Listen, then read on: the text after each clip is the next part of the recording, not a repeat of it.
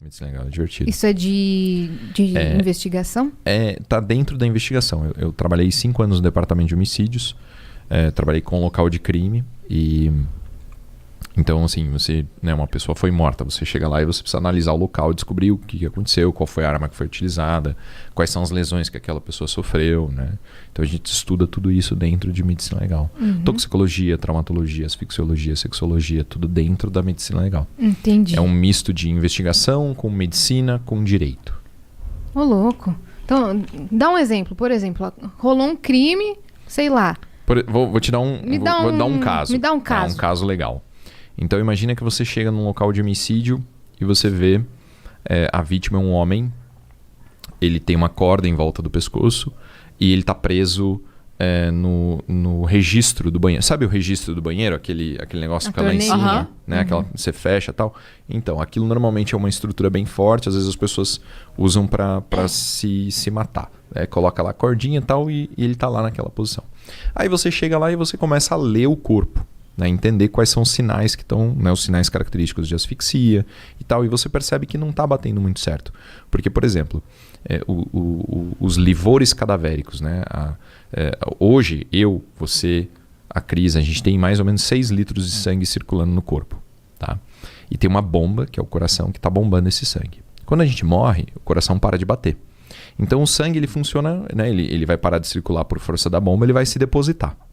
Quando ele se deposita, ele forma essas manchas. E essas manchas têm uma relação com a forma como o corpo está. Então, a gente chega no local e a gente vê que as manchas, né, as hipóstases, não são compatíveis com a posição do cadáver. E aí você começa a entender, bom, então esse cara aqui, na verdade, ele estava caído no chão, né? Alguém pegou ele, pendurou e falou que foi um suicídio. Exato. Só pela mancha do corpo. Por um sinal cadavérico do corpo. Aí você vai pensar, bom, quando a pessoa morre asfixiada, ela tem algumas características no pescoço, ela tem, dependendo, né, do ponto do laço, vai ter equimoses no lado do pescoço que vão sinalizar que, né, ela ficou pendurada, vai ter fratura em alguns ossos, em outras coisas assim. Então você lê o corpo com o objetivo de descobrir se aquilo que está aparente é verdade. Né? Por exemplo, aquele caso da menina da Nardoni, né? Que, se eu não me engano, os pais alegaram que ela caiu da janela, né? E como que dá para descobrir se ela caiu ou foi empurrada, se Então, isso é um pouco mais difícil. A queda é muito parecida. É um pouco mais difícil de você ler o corpo e saber essa dinâmica. Mas eu não lembro se vocês lembram do caso da menina Sofia?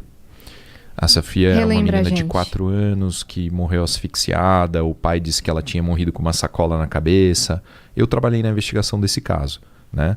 E quando eu cheguei, né, o que o pai falou? Ele falou que ele entrou no banho e que a menina tinha asfixiado, né, com uma sacola plástica. Acontece, existe. Isso é um acidente, né? Aqui a gente da não criança tem nenhuma, brincar, né? A gente não tem nenhuma sacola plástica na mão, mas a sacola do supermercado ela é muito fininha e ela forma uma válvula na boca da criança, né? Quando ela expira, o ar sai e quando ela inspira, faz um decréscimo de pressão e o saco plástico vem em direção à boca e faz essa válvula e impede a respiração. Quando a gente chegou, eu cheguei no local de homicídio, né? O crime tinha, né? O fato tinha acabado de acontecer. A primeira coisa que eu fiz foi, né, pedir para o perito medir o saco plástico, medir a circunferência da cabeça. Já quando eu peguei no plástico, eu já senti que ele era muito grosso, que não era compatível com a função da válvula. A gente já começa a trabalhar esse caso, a gente levou eles para a delegacia, ouviu todo mundo, acompanhei a necrópsia, depois a gente... né, na necrópsia, o que a gente percebeu? A menina tinha o tímpano perfurado.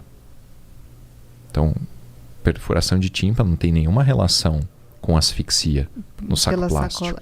Né? Então, o que a gente descobriu? Ela tinha uma colônia de bactérias dentro do pulmão que era compatível com o estômago. Então, quer dizer, como que o vômito foi parar dentro do pulmão numa asfixia? Não é característico, entende? Ela tinha... Caralho, que maluquice. Exato. E daí o que né? Até hoje o pai ele nunca confessou, né? A minha teoria, analisando o que aconteceu, é que... Ele tá preso? A menina... Ele ficou preso muito tempo, mas ele, né, acabou sendo solto por um determinado tribunal.